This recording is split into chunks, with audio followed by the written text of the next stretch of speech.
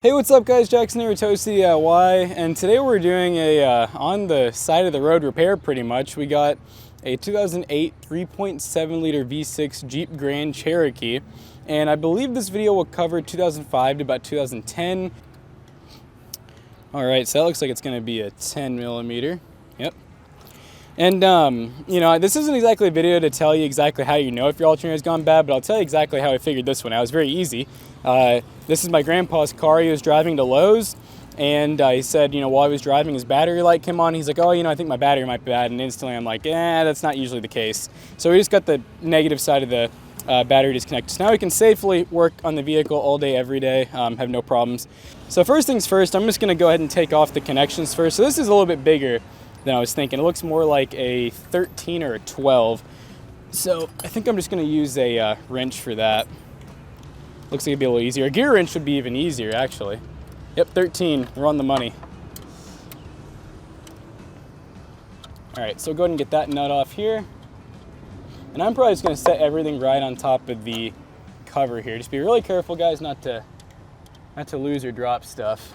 Just for the video's sake, so you guys can see what's going on. I'll put it right there. So now this just pop up like that. Now that little connector in the back, hopefully we can do this without breaking anything. I'll show you guys once I get it out here. It's kind of hard to show and talk. So this red part right here, red clip needs to come back, and then you can push this clip down and it'll come out safely. We didn't break it or anything, so that's a good sign. Just tuck these off to the side so they're out of the way. All right, so now let's go ahead and take tension off of the alternator. We need to get the belt off, essentially. Well, the belt off the alternator. 15 millimeter, and this is basically just like a really, really long wrench, a lot more leverage. So that'll make it a lot easier. So I went ahead and just slipped it off of the AC compressor. So now, we'll just take it off of the water pump, and then boom, we got our belt loose. Nope, and then it just kind of fell off. Go ahead and kind of stick it back on the other pulleys just so that, like I said, it makes it a little quicker to put everything back on. All right, we'll go ahead and get off our 13 millimeter first, which is this guy right back here. It's kind of like on the side.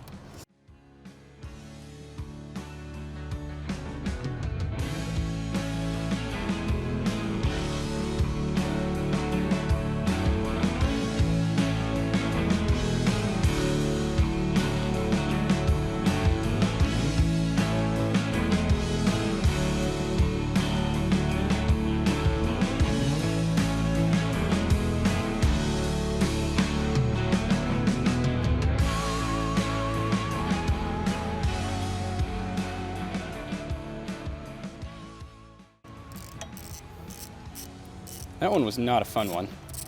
All right, that's our last bolt. It should be our last bolt, unless I'm missing anything. But like I said, these are easy, guys. This is something that most people, even if you're not a mechanic, can do at home. There's quite a few things I see people do that I'm like, you really should have brought that to a mechanic shop based on the way I saw you do the work. But this is one that's it's hard to mess up. As long as you don't break any bolts off, you get everything back on tight, and you use dielectric tune-up grease, you should be good. So I brought a breaker bar, a pry bar with me. That's supposed to be the easy part. I'm trying to work smarter, not harder here, and I really don't think I need to. All right. I'm gonna keep tension over here.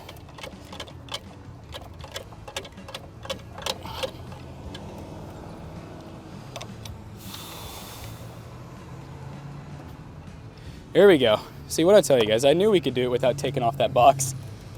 All right. The actual alternator, like I said, I believe this is OEM. Let's see what brand. It's a Denso. Yep, Denso's a good OEM. There's always a chance this is already a remanufactured one, but I doubt it. I'm assuming it's original, but we are gonna buy a reman one. We're gonna get either CarQuest or whatever the O'Reilly's equivalent is. So let's go ahead and bring this in and go grab our new alternator. All right, guys, well, we are back. We got the new alternator, and I'll go ahead and show you guys that here in a second. But yeah, we're just basically it's an R&R. It's pretty simple. We're just doing reverse installation. So this hinge is going to go over here. Hopefully it slides on a little easier than it was to get off. Sometimes these things are really tight, and sometimes you even have to shave some of the aluminum. That went on really easy, so I think we're in business. So our longest bolt's gonna be the one that goes all the way through to the threaded portion. It might take you a couple tries to get it lined up, but it should go in pretty easily. And then the second longest bolt's gonna go right into here, and that one's gonna be threaded on the actual block.